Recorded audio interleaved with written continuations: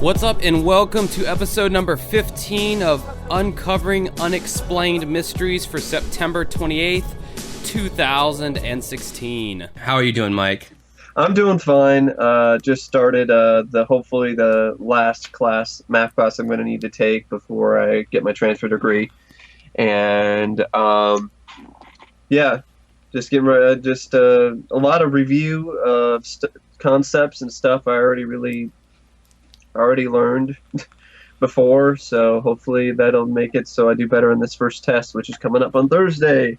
Yay! Yeah. Everybody wish Mike luck, which by the time you hear this, he'll probably have already taken the test, but that's besides the point. We are going to be rolling out a Patreon here soon. We're going to be on a different recording, well, not different recording schedule, but different recording release date.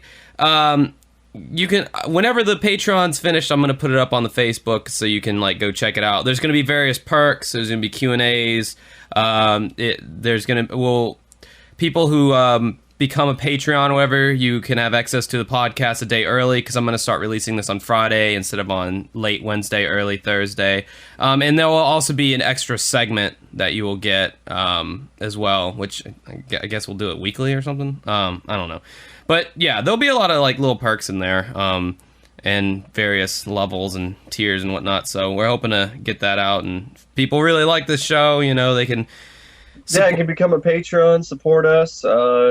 If you support a certain level, we don't have everything all figured out just yet. We'll have it all figured out when the Patreon is up. We definitely appreciate your support. I know I would. Mike needs a new microphone too. He needs a better. If you want to hear Mike as clearly as you hear me, you can make that happen through the Patreon. Exactly. And Mike, it would just be so happy about that, I'm sure. I would, because and it would also improve the quality of the show. So it's not just something that's just for greedy old me. It would actually make the show better. Yeah, more listenable. Not that it's not listenable now, but Mike won't sound like he's on a telephone. He'll sound like maybe he's in the same room with me. Maybe. Exactly. All right, so this particular week we got, our regular 3 segments. We're going to dive into this first one here, which has become one of my more favorite categories on Unsolved Mysteries that I had kind of forgotten about, because the Ultimate Collection did not have a section on this, but this is a fraud segment. I love the fraud segments. I don't know why I'm becoming such a fan. I've always liked the fraud segments, even when the show was still on Lifetime, on reruns. I always enjoyed watching the fraud segments. Just the various clever ways people take advantage. And I guess I like it because no one actually gets hurt physically, no one dies. Even though it's tragic that they lose money and stuff like that. It's kind of a brevity or levity from the murders, And some of them are just really just out there. Yeah, they're bizarre. Or they are kind of funny. Like that little old lady who scammed everybody. Yeah. It seemed like just the nicest thing. Wouldn't harm a fly. The fruitcake lady or whatever. Yeah, exactly. So this guy that we're talking about is a guy named Gary Magno. Sounds like a superhero or porn star. But take your pick. All right, so the segment starts off with Robert Stack talking about, over the last decade, the proliferation of alternative medicines has led to fraudulent practices, and these are techniques that are meant to steal, not to heal. Very nice wordplay there. One such fraud originated in the Philippines. It's called psychic surgery. Through the power of faith, these people can reach into a patient's body and remove tumors and other harmful materials, and they claim this procedure is painless and leaves no scars. One of the biggest practitioners of this scam is Gary Magno. Magno travels through the country performing his so-called surgery on thousands of patients. In March of 1986, Magno was in Arizona, and a Phoenix resident became aware of Magno when his mother started going to him. And this guy's name was Randy Jones. So Randy decided that he would go to Magno himself because he was obviously skeptical. And then they interview Randy, and Randy's saying, this was handled as a clandestine operation. Only certain people knew where Magno was. You really had to know someone to get in here. I mean, that's already fishy. You're right. I mean, that's already very suspicious. And what I liked about this particular segment, not only just the whole sort of curiosity itself of psychic surgery, but it had a certain believability to it because of the fact that I think most of the people who were in the reenactment were the actual people who were being interviewed. So you actually had Randy Jones in the reenactment. Which is always nice. And it seemed like you also had, I don't know for sure if this is the case, but I think it was a lot of the police officers that were involved as well with the, the later clandestine, sort of sting operation, I think were the actual officers. So there was a certain believability that was added to this segment that was nice. It's nice to see that, when it actually is the actual person in the reenactment, not an act. So before this operation that you were talking about with the police, Jones wanted to go see for himself about what this was all about. So he went in to this kind of house, just a typical looking house, and they had like a lady right at the front of the house with a desk, and he had to sign 2 forms. Now, one was a release form, and one was an application to the Holy Spirit of God Church. They don't really go on about what that one was about. But the release form released Magno of all liability, and it was also swearing under the threat of perjury that the signatory was not a police officer. Now, if that's not a fucking red flag, I don't know what is. Exactly. So, according to Randy Jones, the house was full of people. It was like a big gathering. They were all waiting their turn, but it seemed like some kind of more of like a party-like atmosphere, not like a very clinical type waiting room situation. And after some time, his name was called. He was asked to go to the back bedroom and strip down to his underwear and don a bathrobe. And then you would be called in pairs into another room, and you were asked to drop your robe. You were each put on a separate table. The floor was covered with plastic sheeting. There were 2 portable massage tables covered in plastic sheeting, and there's 2 stainless steel bowls covered in plastic sheeting. Each person was asked to hold a religious object, and for Randy's case, it was a cross or a crucifix. Then Magno comes in. He says, Magno said very little, and if he did say anything, it was only to the assistants. Quote by Randy, he said, Magno came up to me and he pressed on my leg and appeared to remove tissue, or what appeared to be tissue. He would take this tissue in his hands and throw it in a second bowl, which was empty. And this all took seconds to remove the tissue. During the operation, Randy became convinced that the procedure was a fraud. It was clear he was not doing anything surgical. He was doing, what he was doing was for his own financial gain. And during the segment, they show this guy, and these reenactments are based off of kind of like factual, like how it happened. Exactly. So it's kind of like this sleight of hand thing. So he's got his left hand kind of like folded up, and then he's got his right hand that behind the left hand, so you can't see exactly what the right hand's doing. And he's kind of just folding his fingers into his hand to where it looks as if he's digging his hand down into you, but he's really not doing anything but some really bad sleight of hand. And at the fees he was charging, he must have been clearing an exorbitant amount of money, thought Randy Jones. Randy wanted to learn more about a procedure that he felt was little more than glorified robbery, so he contacted his friend Jim Lowell, who worked in health and fraud, who had studied psychic surgery for 15 years. Now I'm going to play a clip here from the show where this guy, Jim Lowell, actually explains exactly what ended up going down, and then we'll come back in and, comment on it. All right, this was a clip that had to be removed because of the copyright stuff. Sorry about that, guys. But basically, the guy was talking about psychic surgery and how it's basically sleight of hand, and the psychic surgeon will have a bunch of things like cotton balls and sheets and bedding to hide the materials that they're going to quote-unquote pull out of you. They'll have these little bags that are called loads, if you will, and it's full of chicken parts and chicken blood and stuff like that, and they'll pocket the load in their hand, and they'll fold their hands and just do a bunch of sleight of hand techniques, and when they break the bag, the blood comes out. And then we're talking about how Magno wasn't even the best at this. He was just kind of middle of the road as far as these kind of tricksters go. So that was basically, in essence, the whole clip. Now back to your regularly scheduled program. All right, so the motherfucker's using chicken blood and chicken parts and all that in these little baggies, little condom-like baggies. I know you can't see the video clip, but I mean, that's what it kind of looks like. And he basically, as he's folding his hands into he's breaking the bag open with his hand, and so it appears as he's removing shit from people's bodies. Exactly. And he wasn't even he wasn't even the best at it. He was just okay, as the guy said. Like, I love that. He's just like, he wasn't even that great. It's very crude. Yeah. And it is a crude thing to do, to prey on people like this. I got to be honest. You'd have to be really gullible and really desperate in order to fall for this. And that's usually what happens, is people who are really gullible and also really, really desperate. And in the clip that when Randy went into the house, probably not by mistake for the casting of this reenactment, there was a lot of elderly people in there too. So that's probably that's the perfect target for fraud, for people who commit fraud, is these elderly people. They have all this disposable income, and they prey on them because hey, they're older, they have all these different maladies, and they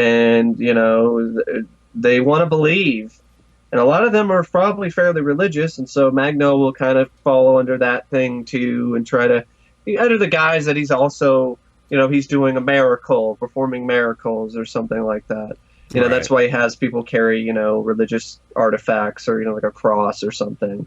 But my thing is, like, how can that be effective if you don't believe? I mean, for example, what if Randy Jones wasn't a Christian? Then that would be completely ineffective. Which since Randy's, the kind of guy that he is, and he's got his wits about him, and I love guys like this Randy Jones guy. I mean, I just love these kind of people. I relate to him. That's totally how I would react to this. Yeah. At first, I'd just be like, this is bullshit.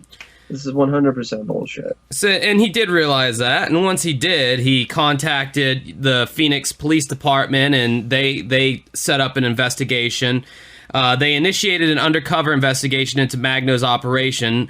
Detective Dan Henderson and his partner posed as a husband and wife team, and when he went in there, he asked if his wife could come with him, which his wife was his partner in law enforcement. At first, they were kind of hesitant, but then the wife, aka his partner, became demanding that they let them both in. I need to be with my husband, he's going through a hard time. Then they finally kind of relented, and they said okay. They determined when the surgery began on Dan that they would make the arrest, and that's what they did. The segment shows pretty much as soon as he started doing his funky little hand tricks on Dan, the wife, who's still standing, pulls out a gun and goes, all right, police, stop, and all this other kind of stuff. And then a bunch of other police bust in, and Gary and his wife and a bunch of other people, well, I actually think it was just Gary and his wife, were arrested. No, there was other people. There were other people there. They were also arrested, I believe, people who worked with him. And the way the reenactment shows that, it's just kind of funny, I thought, because like they break in, and then they're all looking around like, oh no, they're almost looking like a cartoon character or something, like Wile E. Coyote or something, or I expected them to hold up a sign being like, help, or they're running around with a chicken with its head cut off, which is fitting. When Wile E. Coyote's on the ledge of a mountain, and then he cuts off, the whole mountain ends up falling. I don't know, and then he holds up a sign that says "bye bye" or something like that. Yeah, very cartoony. So Magno and his wife were arrested, his American-born wife, Terry Lynn, and they were charged with conspiracy and fraud. They jumped bail and escaped to the Philippines. Authorities believe that they have since re-entered the country. Now, this is where it gets shitty. This is where it gets tragic to me. Truly tragic. Yeah, really. Even after all this, after Randy Jones's family was presented with all the evidence that was seized after the arrest, both of his parents, and Randy's telling all this right now in his words. He said, both of my parents were absolutely convinced that Magno could perform miracles and heal people. And they felt that because of my actions, hundreds of people were condemned to death. And that he stabbed them in the back, and that they did not want to talk to him anymore. Now, his mom, her health continued to deteriorate until she was finally checked into a hospital. They found 6 more tumors in her, and she eventually died. Now, Randy was saying from the time of the arrest until the time she died, he didn't get to see his mom again. That's so sad. That is shitty. He must have had a batshit crazy mother. No disrespect, but I mean, how... I want to talk about things that are bullshit. That's totally bullshit. You know, that really, honestly, that's just shitty.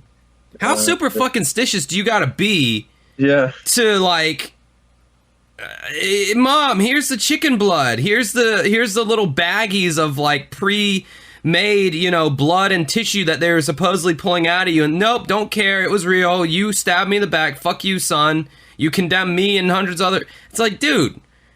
What the fuck? Like, some people, they're not. It doesn't necessarily mean they're crazy. They just want to believe. They are so adamant about believing in this. That's how these televangelists. You know, it's kind of off topic, but not really. And honestly, I think some of that is actually fraud as well. Oh, a lot of it is. 100% of it is actually. You know, they're trying to hold the whole seed faith thing. You know, you give us a certain amount of money, and we'll, you know, multiply it, and that almost never happens. And if it does happen, it's not anything that the televangelists did or the church.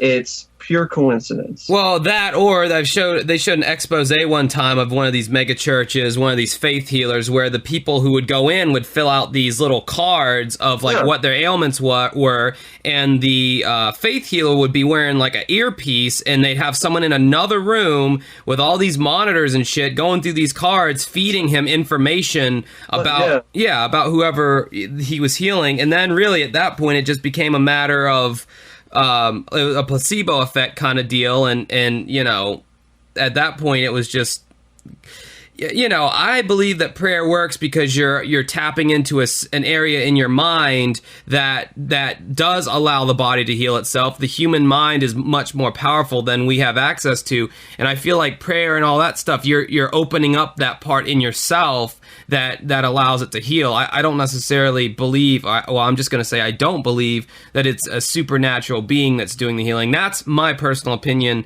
Some people may differ. That's fine. No disrespect to your beliefs or whatever. But I believe a similar thing. If there are these sort of miracles that do happen, it's more likely the brain, the human brain, as they found a way to tap into something and a way, you know, to trick their brain into believing that, you know, these things are actually happening, like a placebo effect. And yeah, there was actually. It's a comedy, you know, with Chevy Chase. It's called Fletch Lives, and that one has a fun, hilarious scene where they expose this televangelist guy who's like doing faith healing, and they do the whole thing where you have the computer room with all the different people with ailments, and Chevy Chase is here like all acting, you know, like he's got this, you know, serious problem, and it's great. It's really Chevy fun. Chase used to be the shit back in the 80s. I don't know what happened to that guy. Yeah, I don't know. It seems like the 90s it happened, and then time was not kind to that motherfucker either, man. Beats me. But with Gary Magno, he and his wife, they were arrested in the Philippines in July of 1991. But however, due to an extradition problem, Gary Magno could not be arrested. Do we not have an extradition treaty with the Philippines? Maybe not. Apparently not, according to the information off the Unsolved Mysteries wiki. Another thing that ties into the televangelist thing is, like, you know, people believing, you know, this mass healing sort of stuff. You know, if somebody just puts their hand on your head and goes, you know, cancer be gone, oh, and just smacks you out, you know, lays you out on the ground as if you've been, you know, laid, you know, not really laid, but, you know. Oh, yeah. Hell yeah, Mike. Yeah. Slain in the spirit. I love how they call it that. Slain in the spirit or something. It's like a Slayer album. Rain in blood. But anyway, the whole thing with the Magnos, the psychic surgery thing, I mean, it in itself is just so absurd. It's like, you would know if you had some kind of tumor or something in your leg. I mean, you would have known that already. I mean, And if you already know you're a fully healthy person like Randy Jones was, he goes in and he's pulling the stuff out of him right off the bat. You'd be like, no, come on. And then even if he was pulling stuff out of you, wouldn't that hurt? And wouldn't it's the magical, mystical powers, dude. If you're expecting these people to start using logic now, isn't it going to hurt? Then you've lost the point of these people who are going to see this guy. These people do not exercise logic. The whole thing is built on this mysticism and magic and all this other kind of stuff. Which, look, I want magic to exist as much as the next guy, but there's something called a reality check that you have to. I would love to be able to cast a free spell online and get a bunch of money, but that's not going to happen.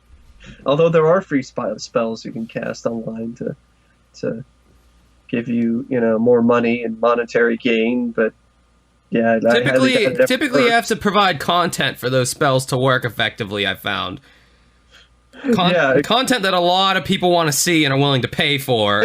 Give me your information and give me your money. It didn't work. Well, give me more money to increase the spell's effectiveness. Which there are more cases of that on Unsolved Mysteries, and we'll probably cover them eventually. Exactly. But yeah, the psychic surgery thing is a very fascinating form of fraud because it's the whole sort of thing where it's essentially a magic trick.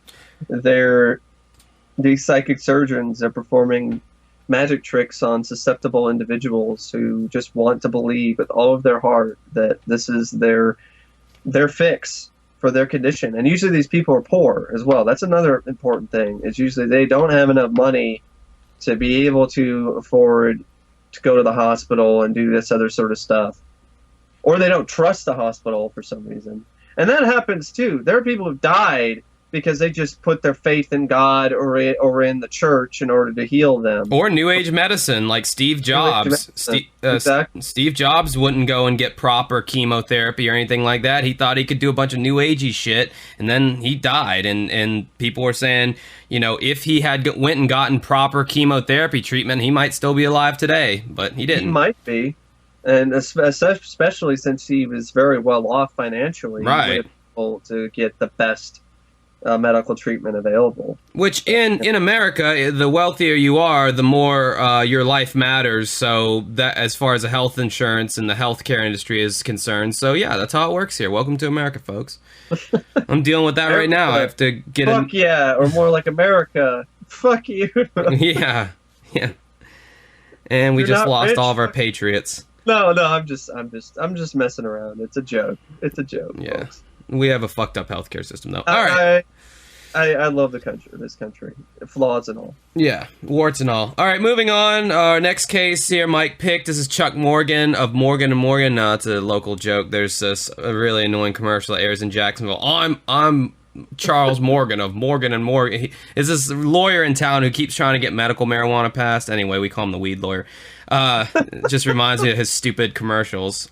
Are you sure that's not an SNL commercial parody? I mean, that's what that sounds like to me. No. Actually, his name's John Morgan. His face looks like a loaf of bread, and I have to see his face on all the billboards around town as I drive around. I'm John Morgan of Morgan & Morgan. Blah, blah, blah, blah, blah. Find our like us on Twitter and Facebook and blah, blah, blah. It sounds like he's got like a pie in his throat, just how he talks. So he sounds like Mike Morris? Yes, exactly. Him and Mike Morris could be really good. They could make the Big Stupid Face Club. I got there's a little bit of backlash from me tearing into Mike Morris a little bit last week. People didn't like that side of me, I guess. I felt like it was too mean. Oh, and I'll try to watch my fucking mouth from now on, too, because apparently I swear too much. All right, anyway, this guy, Chuck Morgan, this is actually a really interesting case, and this ties in, there's like a triangle thing here, so there's the Chuck Morgan case, and then there's the Don Devereaux case. Don Devereaux is an investigative journalist. Who's actually interviewed in this particular segment. And he was actually caught up in his own unsolved mystery where there was a hit out on Don, and his neighbor, I believe, who's also was named Don, and drove the same car, got killed instead of Don Devereaux. And then I believe this also, Don Devereaux was also involved in, I think, the Danny Casolaro stuff as well. So it's kind of this triangle. So Chuck Morgan is kind of like the second, because we already did Castellera. So now Chuck Morgan is kind of a piece of this puzzle, but not so much, just in the Don Devereaux connection. So, Tucson, Arizona, March 22nd, 1977. Chuck Morgan left as usual to drive 2 of his 4 daughters to school. Now, this guy was riding the crest of the real estate boom at that time, and he had become the president of his own escrow agency. On the outside, Chuck Morgan appeared to be the perfect family man, hard-working businessman, and a pillar of the community. But in 1977, Morgan had become a potential witness in a state land fraud case involving a known organized crime boss. And suddenly, on March 22nd, Morgan disappeared. 3 days later, Chuck Morgan returned home at 2 a.m. in the morning, just out of nowhere, after he had been gone for 3 days. There was a thump against the back door. Chuck kind of bolted in, almost fell to the ground. His wife was the one who let him in. He was missing a shoe, and he was handcuffed with kind of like those white zip ties, those plastic zip tie things. He was handcuffed with those. He got laid out on the bed by his wife. He clearly was going through some kind of a trauma. He motioned to his throat because he hadn't said a word, and his wife asked, like, you know, can you write? And he motioned yes. So the wife grabbed a pen and tablet, and he scribbled down that the back of his throat had been painted with a hallucinogenic drug, and that the drug could drive him irrevocably insane or destroy his central nervous system and kill him. Wow, what a beginning. This hooked me right from the beginning. This one came out of nowhere. I had not heard of it before. I got the segments for season 2, and then bam, like right off the bat when I first saw this, I was like, wow, like this is definitely what I want to talk about. Because first off, that's just terrifying. I mean, the whole thing. I mean, first off, disappearing, going missing for 3 days. I can only imagine what was going on those 3 days when he was missing. They were probably torturing him. And that's the first time I ever heard of somebody like painting some hallucinogenic drug in the back of your throat or something. Yeah, that was trippy, man. I mean, no pun intended. And the actor who played Chuck did a great job. You know, he definitely looked like he was fucked up. But he didn't overdo it. He did it like the perfect amount. He did it perfectly. And then the way his handwriting is all jittery and all nervous, and yeah. It's a very effective reenactment. And the wife, she says, I wanted to call a doctor and the police, but he was adamant, and that because he said that would be signing a death warrant for the entire family. And, you know, that's the whole thing, that scribbles on it. And it's like, no, family, kill the family, It was crazy. Yeah, he just crudely scribbles that. When she says, I'm going to call the police, he scribbles, no, don't do that. Like, no. They will kill us all. They will kill all of us, the whole family. So, I mean, I know I've mentioned before about the whole police thing, like with the Cindy James and the other kind of segments about how the police are the first place I'd go to when, like when the stalking and all this. But in this particular instance, when clearly this man has suffered severe trauma that was very real and credible, and he's saying these people will kill us, it's kind of one of those things where it's like, would I call the cops? He was also a potential witness in a state land fraud case involving a known organized crime boss.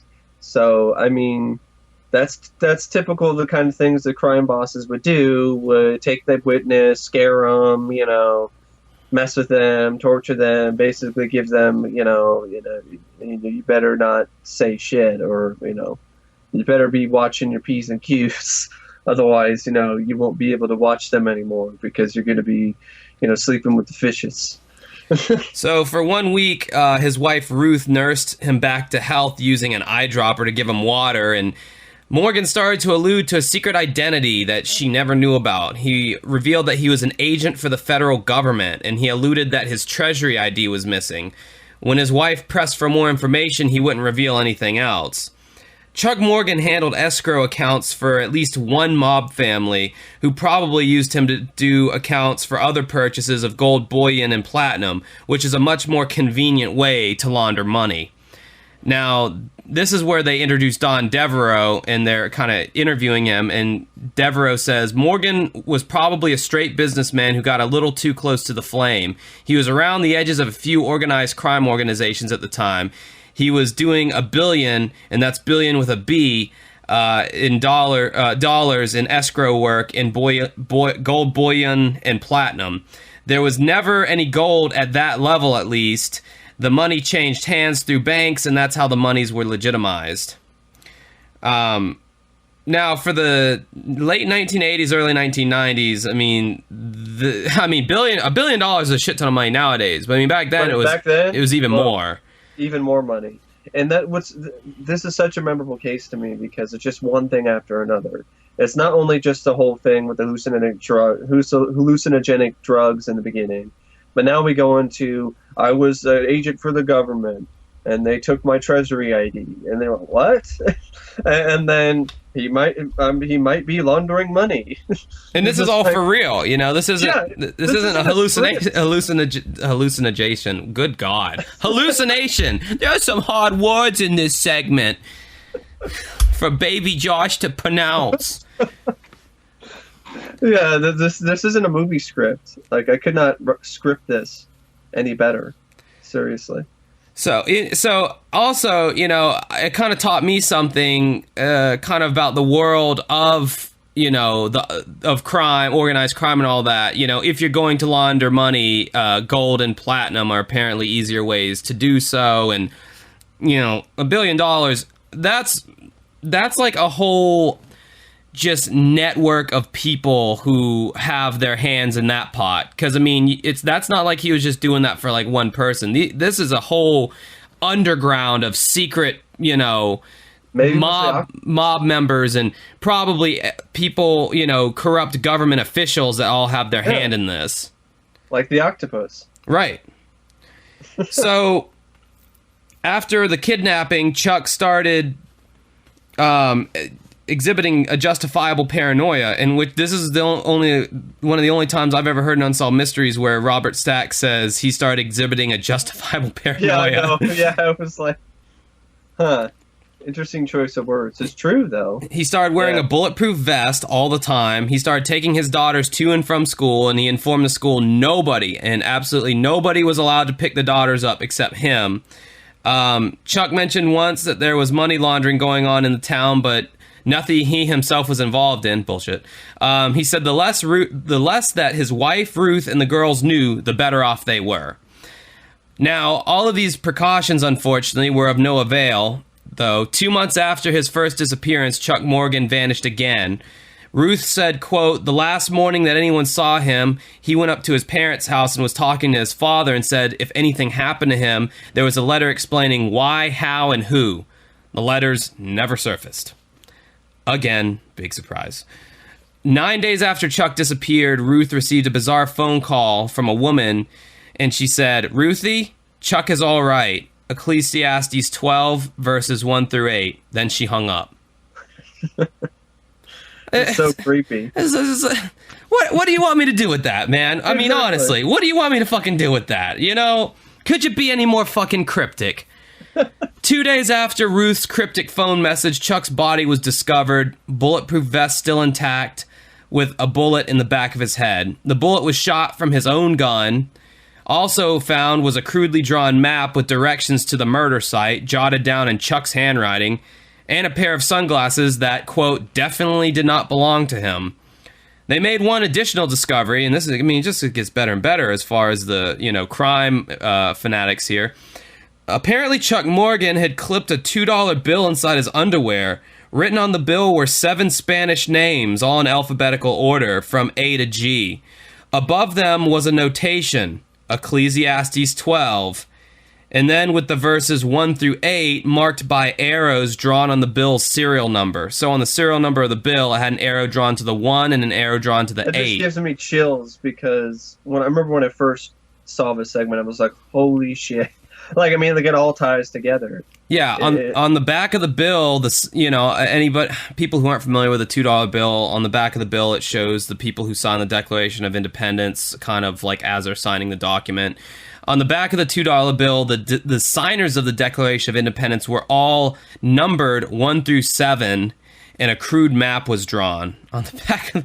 This is some Illuminati shit right here. This is what this is. National treasure, Yeah, type stuff. but more nefarious than Nick Cage, who just, I'm starting to think, does not know how to say the word no to a movie role. This is some just crazy Illuminati. I mean, this bill is all marked up with Ecclesiastes 12 and then the 1 through 8 on there. It's clipped inside the dude's underwear. He gets a phone call. The wife gets a call from this random girl who's known as Green Eyes, who's talking about he's okay, and then drops Green that. Eyes sounds like a name for an escort. Well, that's my name because I have green eyes. I'm today's Green Eyes. Even the passage itself is kind of eerie. This is the passage. It reads in part, "Men are afraid of a high place and terrors on the road. Remember him before the silver cord is broken and the golden bowl is crushed. Then the dust will return to the earth as it was, and the spirit will return to God who gave it." Ooh, wow. Good for you for looking that up. I didn't even go and look those verses up. That is creepy. That would have been even creepier if you just instead of this woman, Ruthie, yeah, is this yes? Chuck is all right. Men are afraid of a high place and terrors on the road. Remember him before the silver cord is broken and the golden bowl is crushed. Then the dust will return to the earth as it was, and the spirit will return to God who gave it. And I will strike down upon thee with great vengeance, and you will know I am my whatever. Fucking Sam Jackson's line from Pulp Fiction. Yeah. So then they have Devereaux again, who comes in after that, saying that referring to the crudely drawn map on the back of the $2 bill, he says these roads do exist. They are in Mexico. It's an area that would be very likely involved in smuggling. If he was involved in movements of real gold, they'd be coming through this area in that fashion, most likely. So he was, I guess, trying to kind of break this case open and by leaving these kind of details on the back of this $2 bill. But they also believe that there's a companion piece that probably went with this dollar bill, perhaps that note that he was mentioning to his parents. Letter, about the why, where, who, and what dealio, that maybe these two things went together. Maybe the $2 bill was some kind of a legend that decoded the document or something like that. Police claimed that, of course, goofy-ass police, claimed that Morgan committed suicide by shooting himself in the back of the head. Yeah, that's highly unlikely. Obviously, the wife doesn't buy it, nor do I. Why would you shoot yourself in the back of your head? I mean... And he's been paranoid enough to be wearing a bulletproof vest. Well, and that's what Don Devereaux says. He says, quote, "It's not a usual place to shoot oneself. Never seen a fella take himself out in the desert with a bulletproof vest on and shoot himself in the head." Very nicely put, Don. I agree with you, sir. Some investigators quit the team, and they indicated they were in fear of their lives. I mean, this just gets better and better. A few of them left the United States. Exactly. What? Holy shit, man. Don't get in bed with the mafia or the government. Or the octopus, apparently. I mean, it's not... This can't just be like some vatos or something in some little gang somewhere in Arizona. Right. I mean, if you're like, I gotta flee the country, afraid. If you're so afraid for your life that you feel the need to flee the country, you're in some deep shit. There's some Breaking Bad shit right here. Some deep fucking shit, that's for sure. So, then Don, 2 days after Chuck's death, an anonymous woman spoke to Pena County Sheriff's Department on the phone. He said Chuck was supposed to meet her at a motel, and apparently he did. She calls herself Green Eyes. This was Green Eyes again. Chuck showed her a briefcase full of thousands of dollars in cash, and this was supposed to buy him out of the death warrant that was on his life. Don Devereaux again said Mr. Morgan essentially was a naive person who paid for his own murder. He showed up to the site with the money, and they killed him anyway and took the money. This was a man who was extremely naive, which is, Yeah. I'm no fucking genius here, but if someone's going to kill, you know, and that's the thing I always wondered in all these movies where it's like, bring me the money or the kid gets it, or bring me the money by noon or else you die. I always thought that's like, why don't they just take the money and kill you as well? I mean, like, if you want to bump the person off, what better way to kill two birds with one stone than to have the person meet you, you shoot them, and then you take the money, and now you have money as well. I mean, that's there. The hitman they chose to, you know, the actor they chose to play the hitman in this reenactment, though, I got to be honest, was not necessarily the best. It was just like your grandfather, or your grandpa, or something, who's on vacation, and they got him to just play a hitman, and it just, I don't know, it just wasn't very believable to me. But maybe hitmen are like that. Maybe they're just, you know, grumpy. Better watch out, men. Mike. You're stepping on some shaky ground here with the mobsters that might be listening. 3 weeks after her husband's death, 2 people showed up claiming to be government officials. Now, this is a fucking theme in Unsolved Mysteries. If 2 people come up and claim to be government officials, god damn it, ask for their ID or something, some badge number. Don't just let them in ransack your house. She did. She asked for the ID, and they flashed it real quick, and then just went by her. And yeah, she didn't. She was so kind of. I mean, I get it. I mean, maybe I would react the same way. I don't. You know, I'm not comfortable dealing with. I mean, these could be shady. These could be actual government individuals, or they could be mafia, or, you know, really, you know, dangerous people. I don't want to piss them off. Otherwise, I'm going to end up dead somewhere. Well, shit, if you've been watching the news lately with how police have been acting, I don't really want to piss the police off either. Yeah. So I'd be like, all right, ransack my house. I don't know what you're looking for. And ransack it they did. They went through her house. They searched through everything. She didn't know what they were looking for, but obviously they weren't finding it. Ruth was so rattled, she didn't think to take down their names, which again, I understand the being rattled part and not taking down the names or anything. I think it was the letter. I think they were looking for the letter. So then Don Devereaux is interviewed again, and he said he made a formal Freedom of Information request about the case, and the government denied any knowledge of the event of the FBI agents showing up, of course. And they also denied that Chuck Morgan was even doing any work for the government. So, blanket government denials. Another theme of Unsolved Mysteries. Oh, Chuck who? What? Sorry. Let me put you on with the Department of Children and Families. You can talk to somebody there about that. Department of Children and Families, by the way, is very hard to get somebody on the phone with, so that was kind of a joke, and I don't know if it was funny or not, but still made it anyway.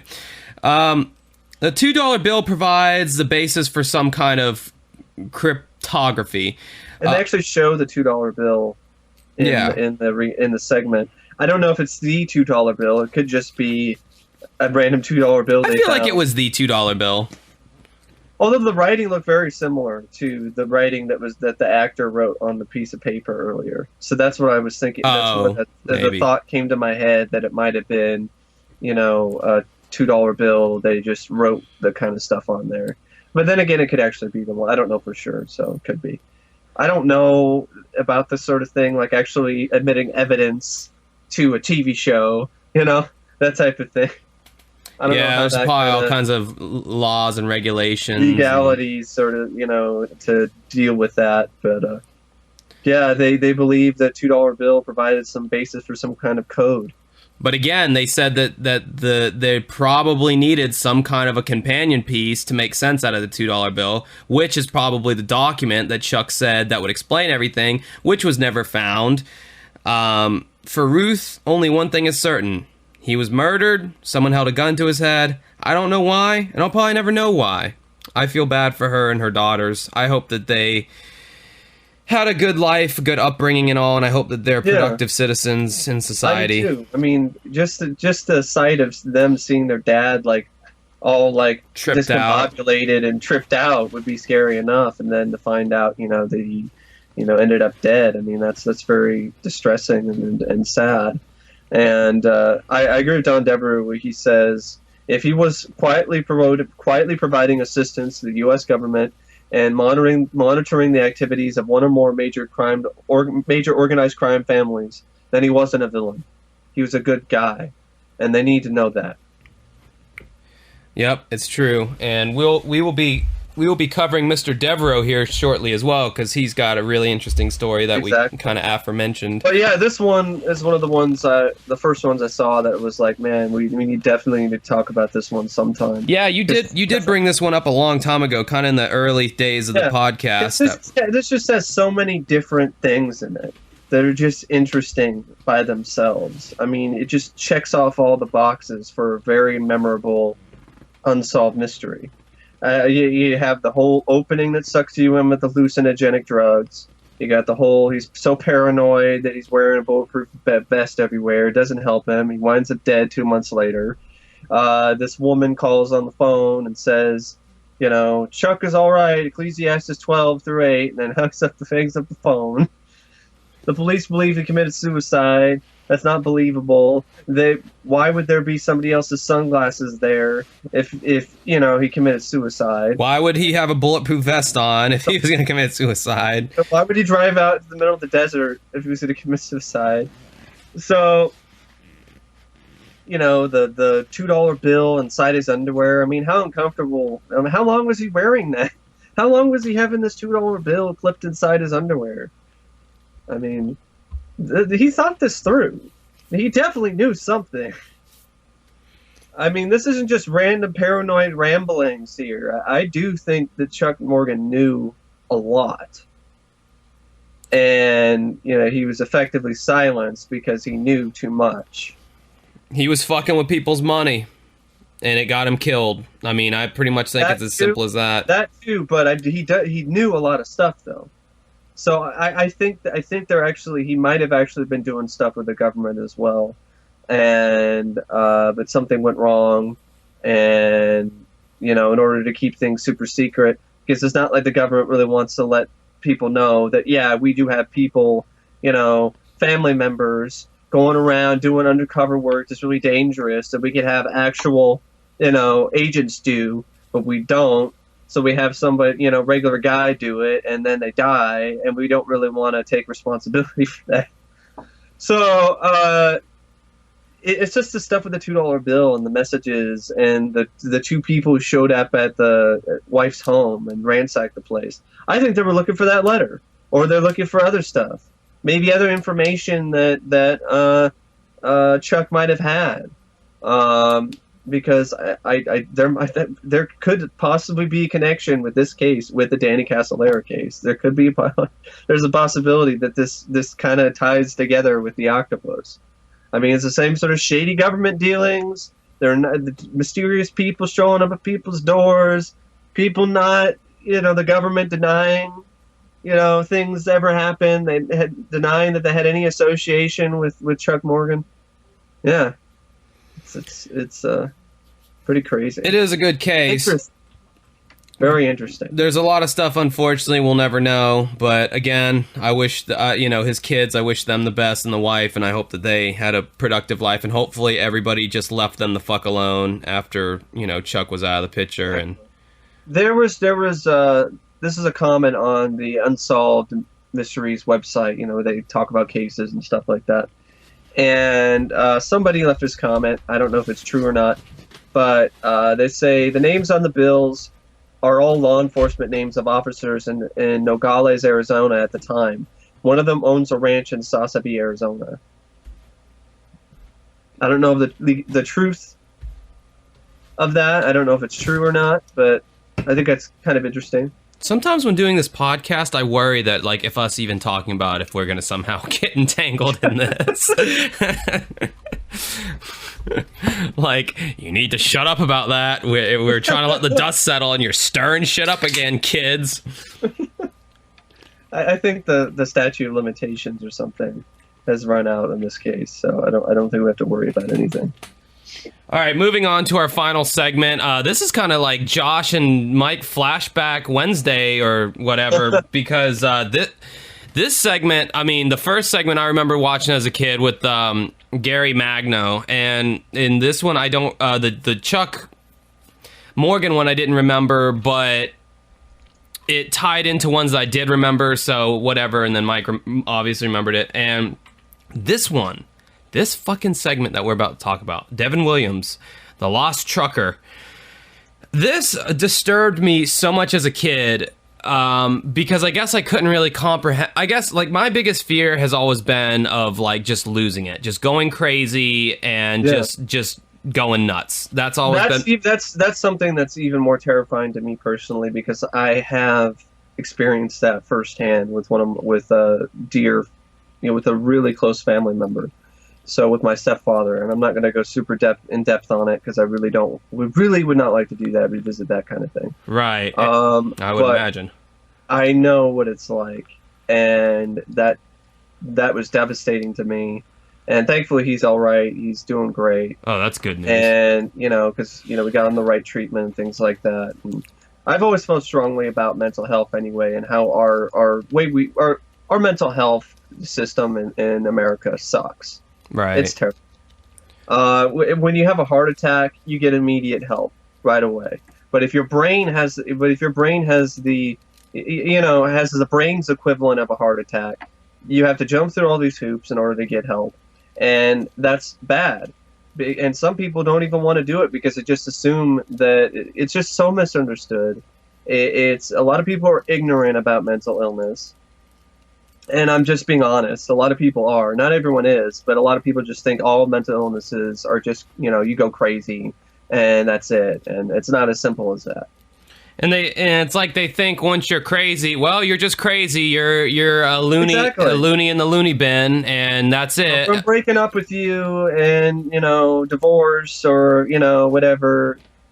And that's the worst thing you can do. And what these people need is support, especially in mental illness. The longer you're in, especially with mental breakdowns, and that's what I have experience with, is when somebody has a mental breakdown, the sooner you get them help, the better, because the longer they're in that state, the harder it's going to be to get them back to normal. Right. So it's the worst possible thing to just be like, oh, they're just crazy. Because eventually that is what's going to happen, because you're doing nothing to help them, or you don't have the ability to help them, because the legal system, that mental health is the first thing to get cut from the budget. No matter what all these legislators and all these politicians say after, the latest school shooting or whatever, we need to improve our mental. It's the first thing that's cut from the budget. Even from people who've made statements like that, they immediately go and cut mental health from the state's budget. I mean, it is so overlooked. It's cruel. It's cruel, and it's infuriating to me, because it's almost impossible for certain people to get help. If you lived out in the middle of nowhere, you're fucked. You're shit out of luck. You're more than likely not going to get, the help that you need as soon as possible. And a lot of people just get arrested. They go to jail, and that's not going to help. That doesn't help anything. Or they get admitted to a hospital, but they can only hold them for so long. And it's awful. It is awful. And I have a friend who kind of a more sunnier side to this. She had just a horrible schizophrenic breakdown and was crazy. And she even said herself, she's like, I was crazy. And she's been on medication for the last 10 years now, and she's doing fine. And she's as sane as can be. And that's what my stepdad has been doing too. So yeah, and she can look back on that experience and tell me all about these hallucinations and all about these delusions and all. And she can tell me in just clear as can be, clear-headedness about how, oh yeah, and I thought that this was happening, and I thought this was happening, and there's such a stark contrast now from where she was to where she is now. And it's just, thank God she got the medicine, but if her health insurance ever fucks up or something, I mean, because it's dude, antipsychotic medication is expensive. I mean, it's not cheap. Yeah. So if anything was to happen and she was to get off that medication, see, the problem with schizophrenia is once you finally get treatment for it and you become stable, you have a pretty good chance of living a normal life. But if you get off that medication, and you relapse, I have experience. The personal experience of that again. The doctors recommended my stepdad get off the meds, and then he had another little breakdown. So, it's one of those things where, it's just, you might have to take it for the rest of your life, but yeah, it's expensive, and you hope you can afford it type deal, and not everybody can, and that's just so. It's just expensive. So why are we talking about all this? Well, because this guy Devin Williams, just like a lot of other of the episodes that happen on Unsolved Mysteries, I strongly feel like Devin Williams suffered He had a mental breakdown. He had a mental 100%. breakdown. Yeah. Now, I'll go into this story, and you can make up your own minds out there, but really there's no other logical conclusion. The segment opens up with Robert Stack standing in front of a semi that's parked in the back of like a forest, and it's a very stunning image to kind of behold. Like it's like, which two things would you never imagine together? You know, a semi and a fucking park. You know what I mean? Like you envision it on a road, you envision it in some warehouse all day long. And then you put Robert Stack on top. Then you put Robert. So what three things would you never picture? It's almost just too much. Yeah, too much awesomeness it's like when you had Robert Stack. Of Robert Stack with a shotgun in his hand. You know? Yeah, I loved when I was watching Unsolved Mysteries the other day, and I saw that segment. I was like, I gotta screenshot this. This is just too amazing of an image. Nothing adds up in this case. Memorial Day weekend, 1995, Arizona's Tonto National Forest. The last thing any of the campers expected to see crashing through the woods was a 10-ton semi-truck. The 18-wheeler thundered back and forth several times that morning. Two other campers had a frighteningly close encounter to where the semi was driving right towards them down a one-way path, and they were having to gun it in reverse. And they were saying the look in the trucker's eyes, he acted as though he didn't even see them. There was no there was no expression on his face at all, as he was basically running them down and not slowing down or anything.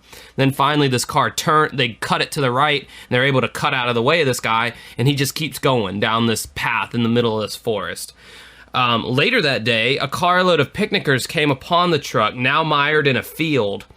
The driver spoke to someone who he believed to be the driver. No, so the driver who witnessed the semi-driver, he spoke to the semi-driver who was outside of his truck at this point. And he said, "Hey, what are you doing out here?" And then the trucker just said, "They made me do it. You can't help me. I'm going to jail."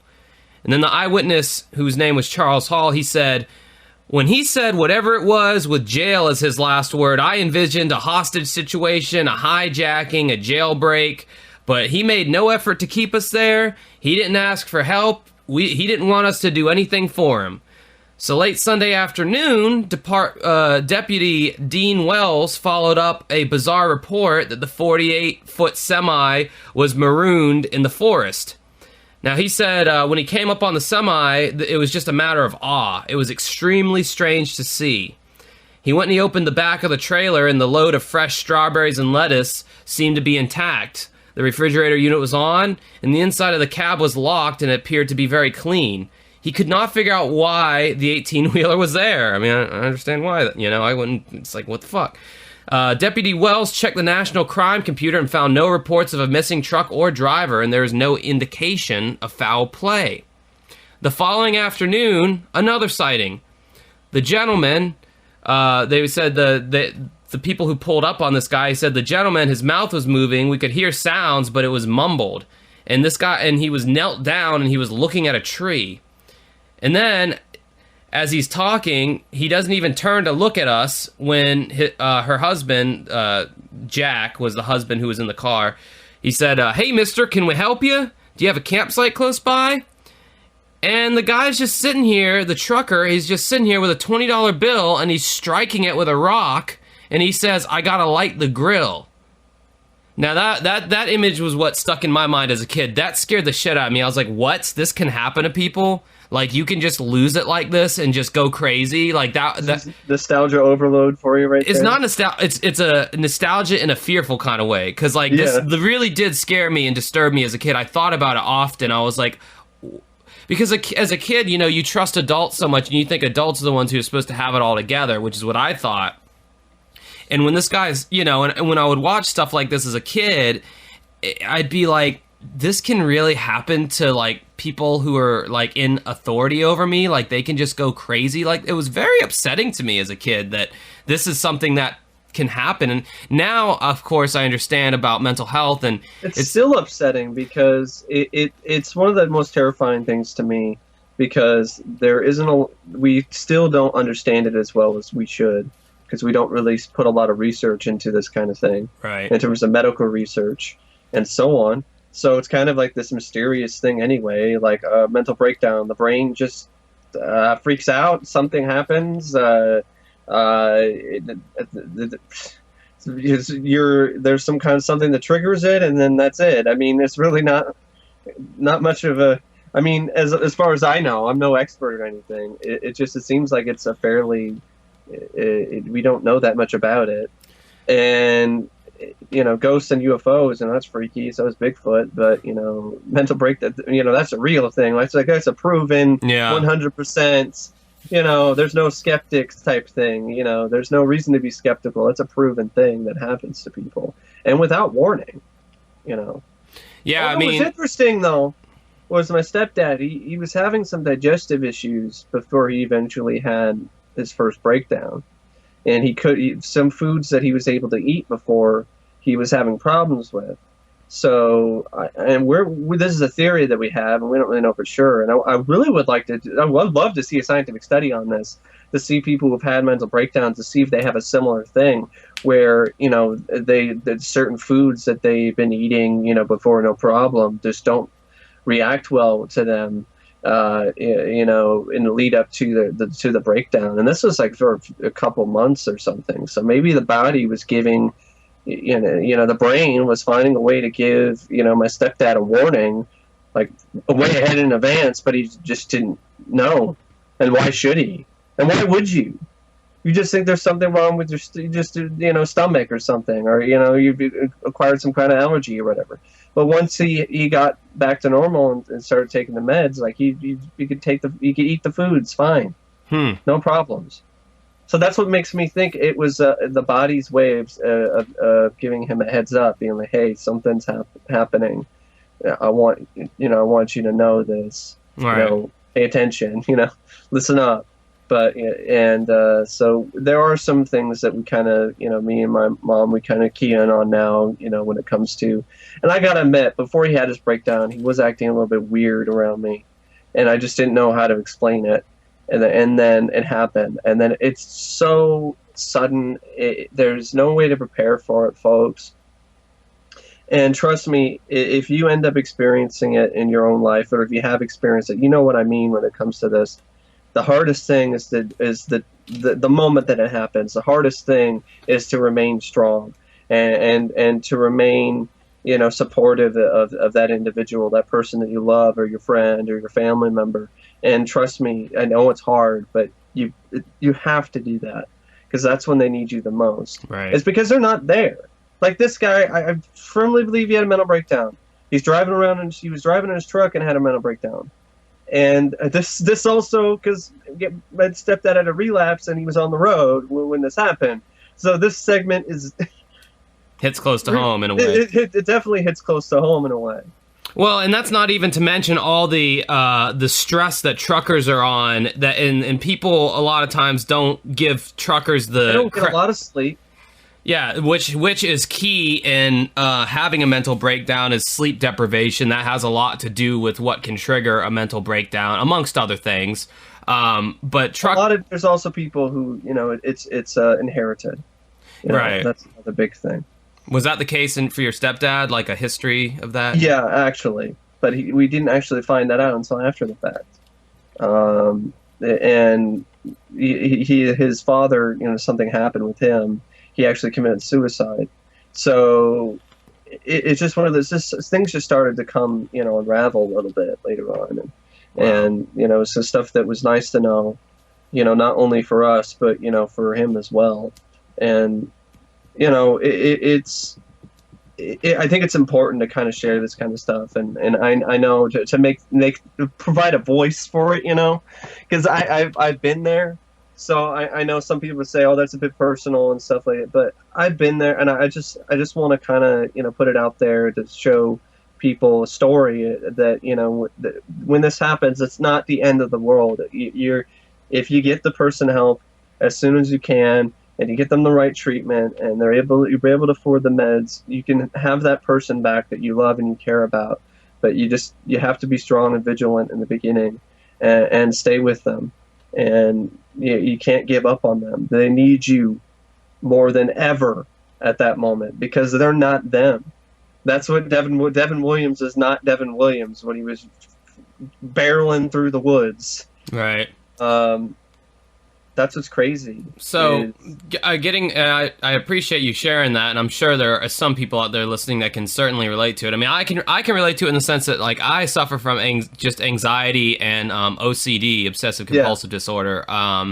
Thank God it's not schizophrenia, because that's kind of the big daddy of bad ones. Well, bipolar is pretty bad too, but yeah. So I mean, I have my own tangle with this shit and the depression to a certain extent. So yeah, I mean, it definitely affects me as well, and there is too much of a taboo for mental health now. I mean, there's always been, and it's a little better now, but I mean, it's horrible. But I mean, getting back to this story, Linda and her husband Jack were the last two people to see Devin alive. They were saying, like, the same day Devin turned up missing. Finally. Okay, so there wasn't anybody reported missing, but then Devin finally turns up missing in the database. By all accounts, he was not the type to dump a fully loaded rig into the forest. But the eyewitnesses were positive that the person matched Devin Williams' photo, so all the eyewitnesses were shown the photo and said, yeah, they made a positive ID. May 23rd, 1995, Devin left his home in Kansas and headed west. And this is before the incident, obviously. It was a route he had taken multiple times. Williams delivered his load in California on schedule, and he picked up a new load on the trip and called his boss to check in. Now, I'm quoting his boss here. Looking back, I can't see anything out of the ordinary to make me suspect anything. Everything indicated it was just a normal trip. Saturday evening, May 27th, Williams rolled into Kingsland, Arizona. From there, Williams phoned headquarters for the last time. By Sunday, Williams was off the map, barreling through the woods, and nobody knows why. No theories make sense. Reports that Williams was confused and incoherent suggested that Williams was on drugs, but his boss said he always passed all his drug tests and they had never had any problems with him in that area. Bruce Cornish, the detective for the Coconino County Sheriff's Department, said, quote, "When you're having problems with people who are missing, you can point to something. They have a long criminal history. They have a severe drug problems. They have mental illness. None of those things fit. He didn't appear to be mentally ill," which is a silly statement. "He had no drug problem. Sometimes people who want to run away from their responsibilities, they just run away. They have a problem with their wife, with their kids. They just simply want to run away." Was it significant that his briefcase was in the truck, but his duffel bag and his favorite audio tapes were gone? His erratic behavior would have had to been an act for a succession of unsuspecting witnesses. It would have had to have been an elaborate concoction, and Devin's wife doesn't buy it. Quote, "We were the happiest we had been in our marriage. We had just bought a house. We had so many plans. We had been arguing about putting either linoleum or carpeting in the dining room." I mean, that's how, like they basically, she was saying that they were good. If Devin didn't run off, where was he? Search parties turned up empty-handed. Hunters never found so much as a bone fragment or a piece of clothing. Some joked that he was abducted by a UFO. I had to do it at least once, folks. I had to do it at least once. Quote, this is some sheriff guy. He's like, "I've conducted many searches and I've never done a search where I haven't found someone, either dead or alive." And then it kind of ends with the wife saying, "I've got kids that look at me and they'll be doing fine. And then one day they'll be like, 'When's dad coming home? When is he coming back?' And she just has to say, if he's not coming back, then he's with Jesus, And on a sad note, that is the case. I guess a couple years later, some people actually found a skull in the woods near where he was last seen, and they did some tests on it, and they found it was in fact the skull of Devin Williams. So this guy, I think, because like I said earlier, truckers, my dad was a trucker for like 30 years. They have, they're under a lot of pressure to make their deliveries. They're under a time frame that they have to get, in under a certain time frame, or else they get penalized or whatever. Yeah. They're usually not enough rest, so it's very possible, and the only possibility, he had a mental breakdown, schizophrenic episode, whatever you want to call it, and he went crazy, he lost it, and he needed to be Baker acted and put into a hospital, and they needed to give him medication, and they probably could have saved him. But unfortunately, when you're an adult, you have free will, and they didn't get to him in time. That's what's so scary about it, and that's why I'm so glad and so thankful that things worked out so well the second time around with my stepdad, because it happened on the road, and that's what terrified me. And of course my mom is just the whole thing where. And what are we going to do with that? I mean, thankfully it didn't happen while I was driving, but can you imagine that? I mean, in the middle of a road or something, and the freeway. I mean, that's just that's a danger to not only themselves but to other people, and that's the thing. And then somebody would get. See, that's the thing. The way that things are written, you can't get somebody help as soon as possible, because there's this whole thing where it's like, well, they have to sign off on it. I'm like, how can this person sign off on this? They're not even there. Now, a question I have for you, because in Jacksonville and Florida, I don't know if this is a national terminology or whatever, but they call it Baker acting someone, and that's where if somebody is presenting a danger to themselves or anybody else. That's the thing. They have to present a danger to themselves or anybody else first. If they don't do that, there's nothing they can do. So that's what's so disturbing. So if they just totally break personality and change into another there's person, still nothing they can do. Right? Yeah. Which is so upsetting, because clearly there's a breakdown happening, but they can't do anything. And really, you just have to sit and wait for the other shoe to drop, and wait for something bad to happen. And then sometimes it's too late. Right. And then sometimes it's too late. Thankfully, it turned out, better for me. But there are other instances where people's family members or whatever, well, we can't do anything, and then it gets really bad, and then somebody dies, or the person in the middle of the mental breakdown does something to themselves. It's just it's frustrating, and I know why it's that way, because in the past there have been instances of people who lie and get people thrown into an asylum because they don't like them or whatever, Right. But I just think people need to be educated more. And I would, it would be nice to have legislation the way it is, where police officers, they're trained in other ways, how to, paramedics and, kind of basic stuff like that, So why can't we train police officers and people who come in to, deal with these mental health cases? Why can't we teach them just basic signs? Well, they're supposed to be. They're supposed to be trained in that. Whether they actually utilize that, why can't they be allowed legally to just make a correct assumption? I don't think you're going to be wrong at all when someone is clearly showing symptoms of going through a mental breakdown. You can tell when somebody's not. Somebody could say he's crazy and they're not really acting crazy, or they're just drunk. There's a difference between somebody being drunk and causing problems versus somebody who's completely sober and has a mental breakdown. I mean, if somebody's running around saying I'm God or whatever, or Jesus, blah, they're obviously not there. They're obviously going through something. So I would think you'd be able to use common sense, and I would think law would enable you to be able to use common sense. What the fuck? Oh, sorry. Collectively sharing. That added a little bit of levity to the. I had it on the Unsolved Mysteries Wikia page, and I guess they just decided to pump an ad out at me out of nowhere. That kind of scared the shit out of me. I'm not gonna lie. That was a jump scare, folks. That was totally planned, and I'm not editing that out either. Farmer owned and farmer bred. What the fuck?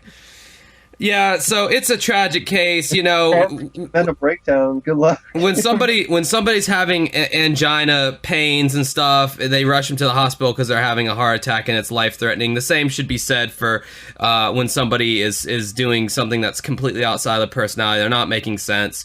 I mean, how do you know it's not a fucking stroke? For all they know, Yeah. I mean, that it could be. Because that's symptoms of a stroke, Exactly. Incoherence and all that. So I mean, Either way, people, you know. Maybe he had a stroke. Could that be a possibility? Oh, he wouldn't. He was in the force for days. Yeah. He would not have been able. He would have been there. He would have been. That would have lasted all of a few hours. He would not have been able to drive that semi through the woods if he had a stroke. Yeah, the stroke would have taken his life pretty quickly. He wouldn't have. He had some kind of psychotic episode, and he suffered, and you know, he probably got lost in the woods and died probably a very terrifying death in his mind, and it's very sad. I remember this one as a kid, like I said, and this one very much terrified me because that image would be very memorable, because if you've never seen or heard of anything like that before, and a grown, you know, adult, a man is just smacking a dollar bill, smacking some money with a rock. You know, you just be like... Yeah, it just literally introduced that possibility into my world, my little kid world of things that... So your boogeyman wasn't Freddy Krueger or, you know... It was your own self. It was yourself. It was your own mind, you know. And then also I grew up, you know, in a religious home, so of course, it was demon possession, of course. Okay, some people would tie that into it. They'd say it's not mental, you know... Yeah, they would say demon possession, but, yeah, I don't think that's the same. Well, there's some cases, maybe you could make the case for some of that. I mean, like Rainbow, for instance. Right. I mean, if there is something that the person is doing that is outside of the realm, like physically is doing something that's outside the realm of reality, and other people are witnessing it, that deals more with the manifestations and stuff like that. But if you're just, it's all in your own head, and you know, to other people you just seem like a lost, confused person. That's kind of, you know, that's a different story, obviously. I don't like that either, how some people just point to, oh, it's just demons in your head. I mean, that's like the way people thought, you know, mental health was back in the dark ages. Yeah. Put a hole in your head, you know, and let the demons out. I mean, just, at least we've come a long way since then, but, you know, it's things could still be a lot better when it comes to mental health. But with the case of Devin Williams, sadly, I don't know how this case could have ended unless somebody was just like, some of the people that saw him there were like, all right, I'm calling somebody, because this is clearly somebody who's going through a mental breakdown. I'm calling the police or you know, 911 or something. I don't blame anybody who didn't do anything, because again, you just don't know. You don't know if this guy's got a hostage situation, if he just got out of jail. Like I mean, yeah, there's that too. But you know, like the guy said, he didn't do anything after he said he thought it was a hostage situation. Well, the one couple where he was striking the stone against the bill, he actually took the rock and he threw it at the couple at their car. So that was kind of an act of aggression. So, well, exactly, it's an act of aggression. Now he's harming somebody else. That's the key time to, hey, there's this guy. He's in the woods. He's acting all weird. I think he's going through some sort of psychotic episode. We tried to help him out. He threw a rock at us. So he's definitely a harm to himself and a harm to others. Boom, yeah. Right then and there, they could have had somebody come in and, you know, maybe, you know, take him to a hospital or something, and then they call his wife, and then, you know, maybe something could have, you know, maybe this could have ended better. Yeah. Well, I think that's all we got for this. Exactly. Sorry for bumming you out, folks. Ending on a downer. Ending on such a down note. But, you know, this is real. This is some real stuff. And as you can tell, I'm definitely passionate about this. No, I am too. I always have been about mental health. I'm tired of it being treated like the ugly Christmas sweater of illnesses. Yeah. It's just like ignored and, oh, really? Oh, mental health. I don't want to talk about that. That's just uncomfortable. I don't. It's crazy people. Well, if you want some jollies in your life, then you can look me up on Facebook, or God, why do I always say Facebook? It's fucking YouTube. YouTube, the place where you guys see videos. You can look me up on YouTube. I don't have a fancy URL yet because I don't have enough subscribers. I'm only... You are on Facebook, but... I have a Facebook, but I don't do it. Well, I guess I do funny things on there. I just said doo-doo. You can look me up, search Dancing with Ghosts or the Overstimulation Station, and my shit will pop up. You will see my mug on there and some videos I've done. I do funny shit, game reviews. TV show reviews. I mean, the whole reason this podcast is even kind of came together was a video I did on the Unsolved Mysteries, the revamp versus the original. Mike found me, and we kind of collaborated from there. Oh, yeah. I did want to make a little mention regarding the revamp show, which is usually known as the R word on this show because it's so awful. But I just want to say, I'll admit, and I'll give credit where credit's due. I hadn't seen Dennis Farina in a lot of, like, actually acting in movie roles. I saw Get Shorty a few days ago with John Travolta, and I gotta say, Dennis Farina was in that movie. He played like a mobster. He's usually typecast as that kind of character or whatever. He's a fucking badass in movies. I did not realize that. He's kind of a badass. He's you know, just your street tough, hardened gangster mobster kind of guy. The guy that I saw hosting the new Unsolved Mysteries show was a limp, boring, vanilla shell of a host. And then I see him in movies and I'm like, okay, I kind of get why they picked this guy for the show. Like, it makes sense. And I just wanted to, you know, correct myself for anyone who's seen, you know, my my video on YouTube or whatever talking about that Dennis Farina thing. He actually is kind of a badass. Yeah, he is. I've liked him as an actor, but whatever he was given to read or however he was directed or whatever, it was just, they did not use him very well. Okay, Mike just sent me something here, so I'm guessing, are we going to do this? Oh, it's just something I saw. Okay, well, yeah, sure. I want to send a special hello to Corinne Wilma. I guess that's how you say it. Hi there. Hey, Corinne, all the way from Australia. Now, see, whenever I do an Australian accent, it sounds like an inbred cross between John F. Kennedy and, like, an Australian accent. It starts out kind of Australian and it ends sounding like John F. Kennedy, like, hello there, I'm from Australia. And don't you worry, Massachusetts, no new taxes, read my lips, I am John F. Kennedy. It's very pathetic, but thank you, Corinne, for being a regular listener since day fucking one, it seems like, I think. I don't know.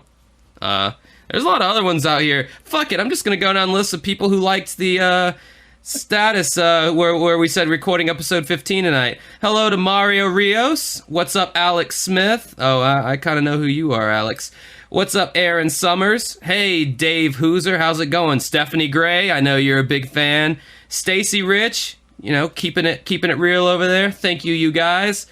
We appreciate the support. But yeah, that's all the time we got. You can find Mike on YouTube, youtube.com/OCP Communications.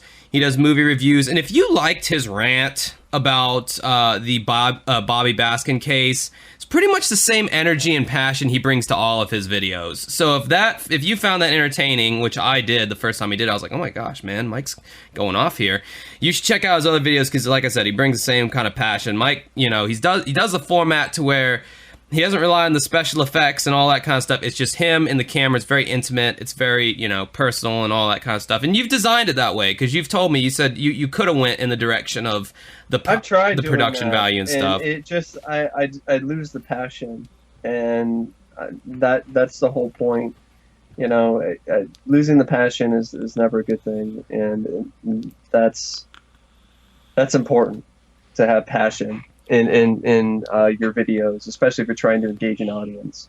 True that. I could use some of that. I mean, I have the passion, I just don't have the subscribers yet, but I'm new. So anyway, folks, that's all the time we have. God damn, it's 12:21 over here, so technically it's Thursday over where I'm at. Mike, it's still a little early over there for you, you lucky bastard. Still can do shit tonight. Yeah, like study for my math test and do math homework. Woohoo! Yeah, yes. All right, guys, like I said, the Patreon should be set up by this time next week for sure. So if that's something you want to kick in some shekels for to upgrade our equipment and get some extra perks along the way, hey, we all win.